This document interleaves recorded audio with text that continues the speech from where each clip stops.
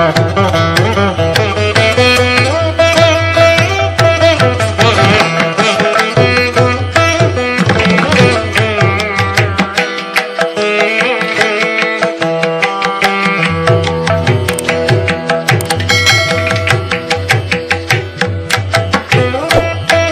श्रीराम। चलित वर्ष सेप्टेम्बर 7 तारिख रविवार भाद्रव पूर्णिमा भारत में विरल पूर्णग्रास चंद्रग्रहण दृश्यमान हेबो। यह भारत समेत ऑस्ट्रेलिया, न्यूजीलैंड, रूस, चीन, जापान, आफ्रिका, आंटार्कटिका, प्रशांत महासागर एवं आटलांटिक महासागर आदि अंचल दृश्यमान हेबो। एही विरल चंद्रग्रहण आम राज्य ओडिशार भुवनेश्वर, कटक, पुरी, ब्रह्मपुर, जाजपुर, संबलपुर, राउरकेला आदि स्थान में एक समय दृश्यमान हेबो। भाद्रव पूर्णिमा रविवार रात्र 9:57 समय ग्रहण स्पर्श करिवो। रात्र 11:01 समय पूर्णग्रास ग्रहण आरंभ हेबो। रात्र 11:42 समय ग्रहणर मध्यवर्ती अवस्था रही रात्र 12:23 समय पूर्णग्रास ग्रहण शेष हेबो एवं रात्र 1:27 समय ग्रहण सर्वमुख्य हेबो। एणु चंद्रग्रहण स्पर्शर 9 घंटा पूर्व अर्थात 7 तारिख रविवार दिन मध्याह्न 12:57 पाकत्याग, अन्नभोजन एवं देवनीति वर्जन रहिबो। शेष थर पई 7 सेप्टेम्बर 2006 मसीह भाद्रव पूर्णिमा चंद्रग्रहण ओडिशा तथा भारतवर्ष पई दृश्यमान होइतिला। पुनर्बार 139 वर्ष पर अर्थात 1964 मसीहा सेप्टेम्बर 30 तारिख भाद्रव पूर्णिमा रविवार चंद्रग्रहण ओडिशा तथा भारत में दृश्यमान हेबो। ज्योतिषीय दृष्टिकोण एही चंद्रग्रहणर गुरुत्व, प्रकृति, देश विदेश, राजनैतिक तथा अर्थनैतिक दृष्टिकोण प्रभाव कौन रहिबो तथा 12टी राशि पई यार शुभाशुभ प्रभाव कौन रहिबो से विषय रे आमे एही वीडियो रे जानिबा। सेप्टेम्बर 7 2025 रे हेबागु थिबा चंद्रग्रहणर अवधि समय होछि 3 घंटा 30 मिनिट। पूर्णग्रास चंद्रग्रहण होछि एपरि एक महाजागतिक अवस्था चंद्रमार जहा चंद्रमार एक मासर कलार ह्रास बुद्धि किछि घंटा मध्य संपन्न होइथाय। तामसिक पूजा, तंत्र साधना पई यह एक प्रकृष्ट समय। एही समय रे विभिन्न तंत्रोक्त देवतांक साधक निजर मंत्रर पुरस्चरण एवं मंत्र सिद्धि पई प्रयत्न करथांती। तेबे 12टी राशिर राशि प्रति यार प्रभाव कौन रहिबो से विषय रे जानिया पूर्वरु चंद्रग्रहणर प्रभाव केते दिन रहे से विषय जानिबा। ज्योतिषीय दृष्टिकोण चंद्रग्रहणर प्रभाव ग्रहणयुक्त पूर्णिमा ठारू तार परवर्ती पूर्णिमा जाए रहे। यही समयर अवधि रे किछि गुरुत्वपूर्ण कार्य को स्थगित रखिबाकू पूर्वाचार्य माने मत दियंती। जेपरि भूमि क्रय विक्रय, वाहन क्रय, स्वर्ण आदि मूल्यवान धातुर क्रय विक्रय, दूरस्थान यात्रा, उपनयन, विवाह आदि संस्कार, गृह प्रवेश, उपाधि जलाशय प्रतिष्ठा यही सब कार्य को गोटे मास स्थगित रखा उचित। 7 सेप्टेम्बर 2025 रे हेबागु थिबा ग्रहण प्रभाव रे प्रकृतिर संतुलन सामान्य रूपे व्यतिक्रम हेबो। अतिवृष्टि प्रभाव फसल हानि होई पारे। मोती, शंख, मत्स्यादि जलचरों को आधार करी वाणिज्य व्यवसायर क्षति, औषध, दुग्धजात द्रव्य, बयन शिल्प, परिवहन संस्था एवं विद्युत विभाग सह जड़ित व्यक्ति विशेष प्रभावित हेबे। पृथ्वीर प्राच्य देश गुड़िकरे आतंकवादी कार्यकलाप एवं प्राकृतिक घटना वृद्धि पाइबो। राहुग्रस्त चंद्रग्रहण प्रभाव देश देश मध्य शीतल युद्धर प्रभाव देखा मिलिबो। कूटनैतिक संपर्क रे तीव्रता अनुभव हेबो। आम देश भारत एवं ओडिशा पई एही ग्रहणर प्रभाव अशुभ नुह, कारण ପ୍ରଶାସନିକ ଅଦଳ ବଦଳ ଏବଂ ଆଇନ ଶୃଙ୍ଖଳାର ସୁଧାର ଆସିବାର ସୂଚନା ମିଳେ। କାରଣ କୁମ୍ଭ ରାଶିର ଶତଭିସା ଏବଂ ପୂର୍ବ ଭାଦ୍ରପଦ ନକ୍ଷତ୍ରର ସନ୍ଧିରେ ଗ୍ରହଣ ଘଟୁଥିବା ହେତୁ ଏବଂ ଶନି ନ୍ୟାୟର ଗ୍ରହ ହେତୁ ଏହାର ପରିବର୍ତ୍ତନର ସୂଚନା ମିଳେ। କୌଣସି ନୂତନ ଆଇନ ପ୍ରଣୟନ ହୋଇପାରେ। ପ୍ରଶାସନିକ ପରିବର୍ତ୍ତନ ଯୋଗୁଁ ଅସାମାଜିକ କାର୍ଯ୍ୟକଳାପ ତଥା ଶାସନ କ୍ଷେତ୍ରରେ ମନମୁଖୀ କାର୍ଯ୍ୟକଳାପର ଅଙ୍କୁଶ ଲାଗିପାରେ। ବିଶେଷ କରି ଗ୍ରହଣର ପ୍ରଭାବ ସାଧାରଣତଃ ବନ୍ୟା, ବାତ୍ୟା, ଭୂକମ୍ପ ଆଦି ପ୍ରାକୃତିକ ଘଟଣାବଳୀ ଭଳି ଯେଉଁ ଯେଉଁ ସ୍ଥାନରେ ଗ୍ରହଣ ଦୃଶ୍ୟମାନ ହେବ ସେହି ସ୍ଥାନ ଗୁଡ଼ିକରେ ଗ୍ରହଣର ପ୍ରଭାବ ବିଶେଷ ଦେଖିବାକୁ ମିଳିବ। ରାହୁଙ୍କ କାରକତ୍ୱ ଏବଂ ପ୍ରଭାବ ସମ୍ବନ୍ଧରେ ଆମେ ପୂର୍ବ ଭିଡ଼ିଓ କୁମ୍ଭ ରାଶିରେ ରାହୁଙ୍କ ଗୋଚରରେ ଆଲୋଚନା କରିସାରିଛେ। ତଥାପି ସାମାନ୍ୟ କାରକତ୍ୱ ହିସାବରେ ଭୌତିକ ଘଟଣା, ଶୀତଳ ଯୁଦ୍ଧ, କୂଟନୀତି, ମାୟାଜାଲ, ଭ୍ରମ, ଲୋଭ, ମୋହ, ସନ୍ତ୍ରାସବାଦୀ କାର୍ଯ୍ୟକଳାପ, ସେୟାର ମାର୍କେଟ, ଜୁଆ, ଲଟେରୀ, ମାନସିକ ଅଶାନ୍ତି, ବିଷାକ୍ତ ରସାୟନ, ଆକସ୍ମିକ ଘଟଣାବଳୀ ଆଦିକୁ ବିଚାର କରାଯାଏ। ଠିକ୍ ସେହିପରି ଚନ୍ଦ୍ରମାଙ୍କ ଠାରୁ ସଚ୍ଚୋଟ କାର୍ଯ୍ୟକଳାପ, ରାଜନୀତିରେ ନୀତି ଆଦର୍ଶକୁ ଆଧାର କରି ନିଆଯାଉଥିବା ନିଷ୍ପତ୍ତି, ପ୍ରସାଧନ ସାମଗ୍ରୀ, ଔଷଧ ଶିଳ୍ପ, ଜଳଜାତ ଦ୍ରବ୍ୟ, ଖାଦ୍ୟଶସ୍ୟର ସୁଲଭତା, କୃଷି ଶିଳ୍ପ, ପରିବହନ ସଂସ୍ଥା, ଭୂମି, ବାହନ ତଥା ବିଶ୍ୱଭାତୃତ୍ୱ ଆଦର୍ଶକୁ ଆଧାର କରି ଶାନ୍ତିପୂର୍ଣ୍ଣ ସହାବସ୍ଥାନ, ସମଗ୍ର ସ୍ତ୍ରୀ ଜାତି, ପରିବାରରେ ମାତା, ମାନସିକ ଶାନ୍ତି, ସରଳ ମନୋଭାବ, ଶାରୀରିକ ପୁଷ୍ଟି ଏବଂ ସୁନ୍ଦରତାର ବିଚାର କରାଯାଏ।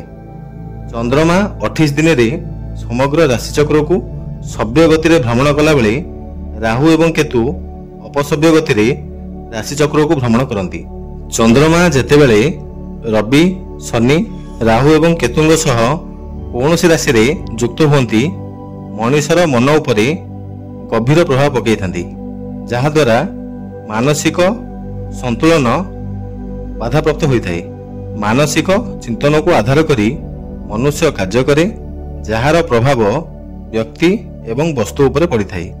ବିଶେଷ କରି ଯେଉଁମାନଙ୍କ କର୍କଟ ଲଗ୍ନ ଅଥବା କର୍କଟ ରାଶି ହୋଇଥାଏ ସେମାନେ ଚନ୍ଦ୍ରମା, ଶନି, ରାହୁ ଏବଂ କେତୁଙ୍କ ପ୍ରଭାବକୁ ଅତି ଶୀଘ୍ର ଅନୁଭବ କରିଥାନ୍ତି।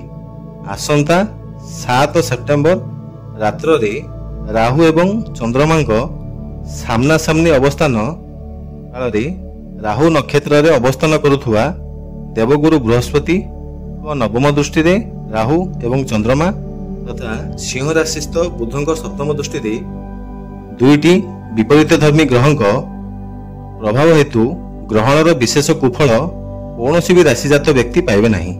ତଥାପି କିଛି ରାଶିକୁ ସତର୍କତା ଅବଲମ୍ବନ କରିବାକୁ ପଡ଼ିବ। ସେ ବିଷୟରେ ଆମେ ଆଲୋଚନା କରିବା। ଗ୍ରହଣ କାଳରେ ସୂର୍ଯ୍ୟ ସିଂହ ରାଶିରେ, ମଙ୍ଗଳ କନ୍ୟା ରାଶିରେ, ବୁଧ ସିଂହ ରାଶିରେ, ଦେବଗୁରୁ ବୃହସ୍ପତି ମିଥୁନ ରାଶିରେ, ଦାନବାଚାର୍ଯ୍ୟ ଶୁକ୍ର କର୍କଟ ରାଶିରେ ଏବଂ ନ୍ୟାୟର ଦେବତା ଶନି ମୀନ ରାଶିରେ ଏବଂ କେତୁ ସିଂହ ରାଶିରେ ଅବସ୍ଥାନ କରୁଥିବେ। 12ଟି ରାଶି ପ୍ରତି ଗ୍ରହଣର ପ୍ରଭାବ ଜାଣିବା ପୂର୍ବରୁ ଯଦି ଆମ ଚ୍ୟାନେଲଟି ଆପଣମାନଙ୍କୁ ଭଲ ଲାଗୁଥାଏ ତେବେ ଆମ ଚ୍ୟାନେଲକୁ ସବସ୍କ୍ରାଇବ୍ କରିପାରିବେ ଏବଂ ଆମକୁ ଉତ୍ସାହିତ କରିବା ପାଇଁ ଆମ ଭିଡ଼ିଓକୁ ଲାଇକ୍, ସେୟାର ଏବଂ କମେଣ୍ଟ ମଧ୍ୟ କରିପାରିବେ। ମେଷ ରାଶି, ଲାଭରେ ବାଧା, ସ୍ୱାର୍ଥପୂର୍ଣ୍ଣ ମିତ୍ରଙ୍କ ସହ ମିଳନ, ହେବାକୁ ଥିବା କାମ ଅଟକି ରହିବ, ଭୂମି ସମ୍ବନ୍ଧୀୟ କାର୍ଯ୍ୟକଳାପରେ ବିବାଦ, ଗୃହରେ ଅଶାନ୍ତି, ମାଙ୍କ ସ୍ୱାସ୍ଥ୍ୟ ସମସ୍ୟା। ବୃଷ ରାଶି, ସୁସମ୍ବାଦ ଶୁଣିବେ, କଷ୍ଟ ମନ ହେଉଥିବା କାମ ସହଜରେ ସମ୍ପୂର୍ଣ୍ଣ ହେବ, ଭାଇ ଭଉଣୀ ଏବଂ ପଡ଼ୋଶୀଙ୍କ ସହଯୋଗରେ କାର୍ଯ୍ୟସିଦ୍ଧି, ଗୁପ୍ତ ଶତ୍ରୁମାନେ ସାମ୍ନାକୁ ଆସିବେ, ବହୁଦିନର ଆଶା ସଫଳ ହେବ, କର୍ମକ୍ଷେତ୍ରରେ ଚାପ ରହିବ। ମିଥୁନ ରାଶି, ଆକସ୍ମିକ ଦୂରସ୍ଥାନକୁ ଯାତ୍ରା, ପିତାଙ୍କ ସହ ମନମାଳିନ୍ୟ, ପିତାଙ୍କ ସ୍ୱାସ୍ଥ୍ୟ ସମସ୍ୟା, ସୁନାମରେ ଆଞ୍ଚ ଆସିପାରେ, ମାନସିକ ଅଶାନ୍ତି ଦେଖାଦେବ, ଉଚ୍ଚପଦସ୍ଥ ଅଧିକାରୀଙ୍କ ସହ ମନମାଳିନ୍ୟ ରହିବ। କର୍କଟ ରାଶି, आकस्मिक दुर्घटना, स्वास्थ्य समस्या, मानसिक अशांति, अजथा धन खर्च, पत्नी सह मनमालिन्य।